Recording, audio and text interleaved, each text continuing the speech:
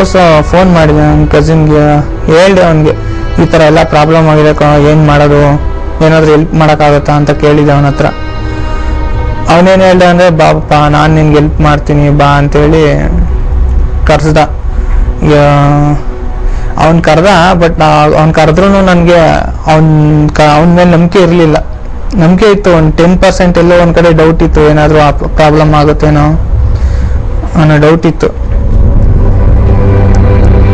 ಅದಾದಮೇಲೆ ಆ ಡೌಟ್ ಇದ್ದಿದ್ದರಿಂದ ನಾನು ತಿಪ್ಪೂರಿಂದ ಧರ್ಮಸ್ಥಳಕ್ಕೆ ಹೋಗಿದ್ದೆ. ಧರ್ಮಸ್ಥಳಕ್ಕೆ ನಾನು ಮತ್ತು ಅನುಷ, ನನ್ನ ಫ್ರೆಂಡ್ಸು, ಇನ್ನು ಮಧು, ಸಂತೋಷ್ ಅಂತೇಳಿ ಅವರು ತುಂಬ ಹೆಲ್ಪ್ ಮಾಡಿದ್ರು. ಮಧು ಮತ್ತು ಸಂತೋಷ್ ಅವ್ರು ನನ್ನ ಜೊತೆಲೇನೋ ಇದ್ರು. ಮದುವೆ ಹೋಗಿ ಧರ್ಮಸ್ಥಳಕ್ಕೆ ಹೋದ್ವಿ.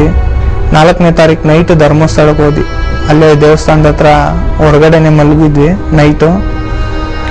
ಅಲ್ಲಿಂದ ಬೆಳಿಗ್ಗೆ ದೇವ್ರ ದರ್ಶನ ಎಲ್ಲ ಮಾಡ್ಕೊಂಡು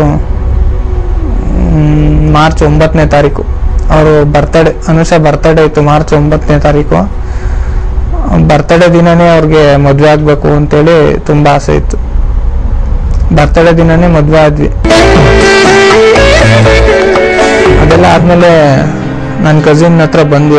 ಮಾರ್ಚ್ 9ನೇ ತಾರೀಕು ನೈಟು 9 ಗಂಟೆಗೆ ನಾನು ಮತ್ತು ಅನುಷ ಇಬ್ಬರು ನನ್ನ ಕಸಿನ್ ಹತ್ರ ಹೋಗಿ ಅವನು ಯಾವುದೋ ಒಂದು ಗೋಡನ್ನು ಕರ್ಕೊ ಹೋಗ್ಬಿಟ್ಟ. ಯಾವುದೋ ಹಳೆ ಗೋಡನ್ನು, ಅಲ್ಲೇ ಊರ ಹತ್ರನೇ ಗೋಡನ್ ಇತ್ತು, ಅಲ್ಲಿ ಕರ್ಕೊ ಹೋಗ್ಬಿಟ್ಟಿದ್ರು. ಅಲ್ಲಿ ಕರ್ಕೊ ಹೋಗಿ ತುಂಬ ಹೊಡೆದ್ರು ನನಗೆ ಅವರೆಲ್ಲ. ಅಂದರೆ ನಾನು ಅವ್ನು ಕರೆದಿದ ತಕ್ಷಣ ನಾನು ಸ್ಟೇಷನ್ ಕರ್ಕೊ ಹೋಗ್ತಾನೆ, ಮದುವೆ ಮಾಡಿಸ್ತೇನೆ ಅಂತ ತುಂಬ ಆಸೆ ಇತ್ತು. ಅಲ್ಲಿ ಗೋಡನ್ ಹತ್ರ ಕರ್ಕೊ ಹೋಗಿ ಚೆನ್ನಾಗಿ ಹೊಡೆದ್ರು. ಅವಳಿಗೂ ಚೆನ್ನಾಗಿ ಹೊಡೆದ್ರು, ಅನುಷಗೂ ಚೆನ್ನಾಗಿ ಹೊಡೆದ್ರು. ಅಲ್ಲಿ ಅಂದರೆ ನಾನು ಮದುವೆ ಆಗಿದ್ದು ಡಾಕ್ಯುಮೆಂಟ್ಸ್ ಎಲ್ಲ ಬ್ಯಾಗಲ್ಲಿ ಇಟ್ಕೋಗಿದ್ದೆ. ಮದುವೆ ಆಗಿದ್ದು ಡಾಕ್ಯುಮೆಂಟ್ಸ್ ಏನಿತ್ತು, ಮತ್ತು ಫೋಟೋಸು, ನೆಗೆಟಿವ್ಸು ಎಲ್ಲನೂ ತಗೋಗಿದ್ದೆ. ಎಲ್ಲ ನಂದು ಬ್ಯಾಗ್ ಒಳಗಡೆ ಇತ್ತು, ಎಲ್ಲನೂ ತಗೊಂಡು ಹೋಗಿದ್ದೆ. ಬಟ್ ಅಲ್ಲಿ ಗೋಡನ್ ಹತ್ರ ಫುಲ್ ಜಗಳ ಆಯಿತು. ಅವರು ಅನುಷ ಅವರ ತಂದೆ ಬಂದಿದ್ರು, ಅವರ ಮಾವ, ಅವ್ರ ಅಣ್ಣ ಎಲ್ಲರನ್ನೂ ಕರೆಸ್ಬಿಟ್ಟಿದ್ದ ನನ್ನ ಕಸಿನ್. ನನಗೆ ಗೊತ್ತಿರಲಿಲ್ಲ. ಅವ್ನು ನನ್ನ ಸ್ಟೇಷನ್ ಕರ್ಕೊ ಹೋಗ್ತೀನಿ, ಮದುವೆ ಮಾಡಿಸ್ತೀನಿ ಅಂತೇಳಿ ಆ ಹುಡುಗಿ ಮನೆಯವರೆಲ್ಲರನ್ನ ಕರ್ಸ್ಕೊಂಡಿದ್ದ ಅಲ್ಲಿಗೆ. ಅಲ್ಲಿ ಎಲ್ಲರೂ ಮಚ್ಚು, ದೊಡ್ಡ ದೊಡ್ಡ ದೊಣ್ಣೆಗಳು, ಲಾಂಗ್ಗಳೆಲ್ಲ ಹಿಡ್ಕೊಂಡು ನಿಂತಿದ್ರು. ಎಲ್ಲ ಒಂದು 150 ಜನ ಇದ್ರು.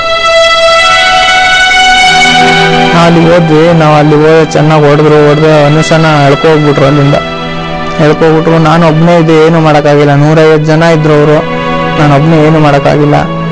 ಅಲ್ಲಿಂದ ಡಾಕ್ಯುಮೆಂಟ್ಸ್ ಎಲ್ಲ ಕಿತ್ಕೊಬಿಟ್ರು. ನನ್ನ ಹತ್ರ ಎಲ್ಲ ಹೊಡೆದ ಡಾಕ್ಯುಮೆಂಟ್ಸ್ ಎಲ್ಲ ಕಿತ್ಕೊಂಡು ಹೊರಟೋಗ್ಬಿಟ್ರು. ಅಲ್ಲಿಂದ ನನ್ನನ್ನು ಸ್ಟೇಷನ್ ಕರ್ಕೋದ್ರು. ಬಲವಂತವಾಗಿ ನನ್ನ ಸ್ಟೇಷನ್ ಕರ್ಕೋದ್ರು. ಊರಲ್ಲಿ ನನ್ನ ಫ್ರೆಂಡ್ಸ್ ಇದ್ರು, ಮಲ್ಲೇಶ್ ಮತ್ತೆ ಸತೀಶ್ ಅಂತೇಳಿ ತುಂಬ ಒಳ್ಳೆ ಫ್ರೆಂಡ್ಸ್ ಇದ್ರು ನನ್ನ ಜೊತೆ. ಅವರು ಬಾಡಿ ಬಿಲ್ಡಿಂಗ್ ಮಾಡ್ತಾ ಇದ್ರು. ಅವ್ರನ್ನ ಅರೆಸ್ಟ್ ಮಾಡಿದ್ರು ಪೊಲೀಸ್ನವ್ರು. ಅರೆಸ್ಟ್ ಮಾಡಿ ಸ್ಟೇಷನ್ ಕರ್ಕೋಗಿ ಚೆನ್ನಾಗಿ ಹೊಡೆದಾಕ್ಬಿಟ್ಟಿದ್ರು ಅವ್ರಿಗೆ. ಅವ್ರು ಡಿಮ್ಯಾಂಡ್ ಮಾಡಿದ್ರು, ನೀನು ಬಂದು ಇಲ್ಲಿ ಸೌಂಡ್ ಮಾಡಿದ್ರೇನೆ ನಾನು ಅವರಿಬ್ರು ಬಿಡೋದು ಅಂತೇಳಿ ಪೊಲೀಸ್ನವರೆಲ್ಲ ಸಖತ್ ಟಾರ್ಚರ್ ಕೊಟ್ಬಿಟ್ಟಿದ್ರು ಅವ್ರು. ನಾನು ಹೋಗಿ ಸ್ಟೇಷನ್ಗೆ ಹೋದೆ. ನಾನು ಸೈನ್ ಮಾಡ್ತಾ ಇರಲಿಲ್ಲ. ಅಂದರೆ ಏನಕ್ಕೆ ಸೈನ್ ಮಾಡಬೇಕು ಅಂತ ಅವರು ಅನುಷಾಗೂ ನನಗೂ ಸಂಬಂಧನೇ ಇಲ್ಲ ಅನ್ನೋ ಥರ ಸೈನ್ ಮಾಡು, ನನಗೂ ಅವ್ರಿಗೂ ಸಂಬಂಧನೇ ಇಲ್ಲ, ನಾನು ಮತ್ತೆ ಅವ್ರ ಹತ್ರಕ್ಕೆ ಹೋಗಲ್ಲ, ಅವ್ರ ತಂಟೆಗೆ ಹೋಗಲ್ಲ ಅಂತ ಸಿಗ್ನೇಚರ್ ಮಾಡು. ನಾನು ಮಾಡ್ತಾ ಇರಲಿಲ್ಲ. ಯಾಕಂದ್ರೆ ನಾನು ತಾಲಿ ಕಟ್ಟಿದ್ದೆ, ಮದುವೆ ಆಗಿದ್ದೆ, ಪ್ರೀತಿ ಮಾಡಿದ್ದೆ. ಅವ್ರನ್ನ ಬಿಟ್ಟು ಬದುಕೋ ಶಕ್ತಿನೂ ಇರಲಿಲ್ಲ ಅವಾಗ ನನಗೆ. ಇಲ್ಲ, ಅವರೇ ಜೀವನ ಅಂತೇಳಿ ಡಿಸೈಡ್ ಮಾಡಿದ್ದೆ. ಅದಾದ್ಮೇಲೆ ಸ್ಟೇಷನಲ್ಲಿ ಮತ್ತೆ ನನ್ನ ಫ್ರೆಂಡ್ಸ್, ಒಂದ್ ಕಡೆ ನನ್ನ ಫ್ರೆಂಡ್ಸ್ನು ನೋಡ್ಬೇಕಾಗಿತ್ತು ನಾನು.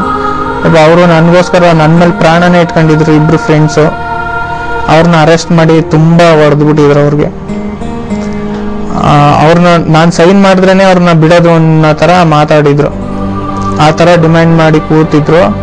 ನಾನು ಸಿಗ್ನೇಚರ್ ಮಾಡಿದೆ, ನನ್ನ ಫ್ರೆಂಡ್ಸ್ಗೋಸ್ಕರ ಸಿಗ್ನೇಚರ್ ಮಾಡಿದೆ. ಅವತ್ತು ನನ್ನ ಫ್ರೆಂಡ್ಸ್ ಇಬ್ರು ರಿಲೀಸ್ ಮಾಡಿದ್ರು, ಮಲ್ಲೇಶ್ ಮತ್ತು ಸತೀಶ್ ಇಬ್ರು ರಿಲೀಸ್ ಮಾಡಿದ್ರು. ಅದಾದಮೇಲೆ ನಾನು ಊರಿಗೆ ಬಂದೆ, ಇಂಡ್ವಾಳಕ್ಕೆ ಬಂದೆ. ಇಂಡ್ವಾಳಕ್ಕೆ ಬಂದಮೇಲೆ ಅಲ್ಲಿ ನನ್ನ ತಾಯಿ ಅಲ್ಲಿವರೆಗೂ ನಮ್ಮ ತಾಯಿಗೆ ಗೊತ್ತಿರಲಿಲ್ಲ ನಾನು ಈಗ ಪ್ರೀತಿ ಮಾಡ್ತಿದ್ದಿದ್ದು ಅದೆಲ್ಲ ಏನು ಗೊತ್ತಿರಲಿಲ್ಲ ನಮ್ಮ ತಾಯಿಗೆ. ನನ್ನ ತಮ್ಮನಿಗೂ ಏನು ಗೊತ್ತಿರಲಿಲ್ಲ, ಅನುಷಾ ಮನೇಲೂ ಯಾರಿಗೂ ಏನು ಗೊತ್ತಿರಲಿಲ್ಲ. ಅದಾದ್ಮೇಲೆ ನಮ್ಮ ತಾಯಿಗೆ ಎಲ್ಲ ವಿಷಯ ಎಲ್ಲ ಗೊತ್ತಾಯ್ತು. ಈಗ ನಾವು ಧರ್ಮಸ್ಥಳಕ್ಕೆ ಹೋಗಿದ್ದು, ತಿಪ್ಟೂರ್ಗೆ ಹೋಗಿದ್ದು, ಈ ಥರ ನಾನು ಮನೆಗೆ 5-6 ದಿನ ಬಂದಿಲ್ಲ ಎಲ್ಲ ಗೊತ್ತಾಗಿತ್ತು. ನನ್ನ ಫ್ರೆಂಡ್ಸ್ ಎಲ್ಲ ಹೇಳಿದ್ರು ಈ ಥರ ಎಲ್ಲ ಆಗಿದೆ ಅಂತೇಳಿ ನನ್ನ ಫ್ರೆಂಡ್ಸ್ ಎಲ್ಲ ಹೇಳಿದ್ದಾರೆ ಅಮ್ಮನಿಗೆ.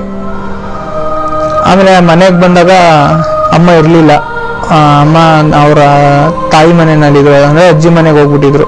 ಅಂದರೆ ಮನೆಯಲ್ಲಿ ತಮ್ಮ ಮತ್ತು ಅಮ್ಮ ಇಬ್ಬರೇ ಇದ್ದಿದ್ರಿಂದ ಅವ್ರಿಗೆ ಇವಾಗ ನಾವು ಅನುಷಾ ನಾನಿಬ್ರು ಓಡೋಗಿದ್ರಿಂದ ಅವರು ಅನುಷಾ ಮನೆ ಕಡೆಯಿಂದ ಏನಾದರೂ ಪ್ರಾಬ್ಲಮ್ ಆಗ್ಬೋದು ಅಂತೇಳಿ ಅಮ್ಮ ತಾಯಿ ಮನೆಗೆ ಹೋಗ್ಬಿಟ್ಟಿದ್ರು, ಅಂದರೆ ಅಜ್ಜಿ ಮನೆಗೆ.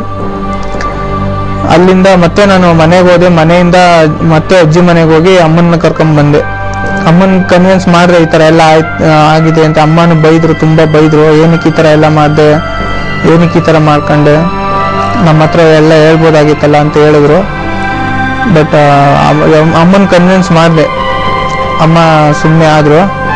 ಅದಾದಮೇಲೆ ಮತ್ತೆ ಅದೇ ಕೆಲಸ ಕಂಟಿನ್ಯೂ ಮಾಡ್ಬೇಕಂತೇಳಿ ಕೆಲ್ಸಕ್ಕೆ ಮತ್ತೆ ಜಾಯ್ನ್ ಆದೆ. ಮತ್ತೆ ಕೆಲಸ ಕಂಟಿನ್ಯೂ ಮಾಡ್ತಾ ಇರ್ಬೇಕಾದ್ರೆ ನನಗೆ ಮನೇಲಿ ಇರ್ಬೇಕಾದ್ರೆ ಹಿಂಗೆ ಒಂದಿನ ಮನೆಯಲ್ಲಿದ್ದೆ. ಬೆಳಗ್ಗೆ ಒಂದು 10-10:30 11 ಗಂಟೆ ಆಗಿತ್ತು. ಅವಾಗ ಒಂದು 20-25 ಜನ ನನ್ನ ಮೇಲೆ ಅಟ್ಯಾಕ್ ಮಾಡಿದ್ರು. ಮಚ್ಚು, ಲಾಂಗು, ದೊಣ್ಣೆಗಳೆಲ್ಲ ತಗೊಂಡು ಅಟ್ಯಾಕ್ ಮಾಡಿದ್ರು. ನಾನು ಹಿಂದೆ ಬಾಗಿಲಿಂದ ಎಸ್ಕೇಪ್ ಆಗಿದ್ದೆ.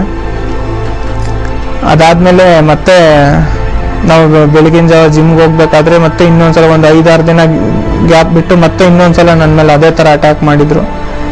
ಅದೆಲ್ಲ ಆದಮೇಲೆ ತುಂಬ ಪ್ರಾಬ್ಲಮ್ ಆಗ್ಬೋದು, ಮುಂದೆ ನಾವು ಅಮ್ಮನಿಗೇನಾದರೂ ಪ್ರಾಬ್ಲಮ್ ಆಗ್ಬೋದು, ತಮ್ಮನಿಗೇನಾದರೂ ಪ್ರಾಬ್ಲಮ್ ಆಗ್ಬೋದು ಅಂತೇಳಿ ಅಲ್ಲಿಂದ ಬೆಂಗಳೂರಿಗೆ ಬರ್ಬೇಕಂತೇಳಿ ಡಿಸೈಡ್ ಮಾಡಿದೆ ನಾನು.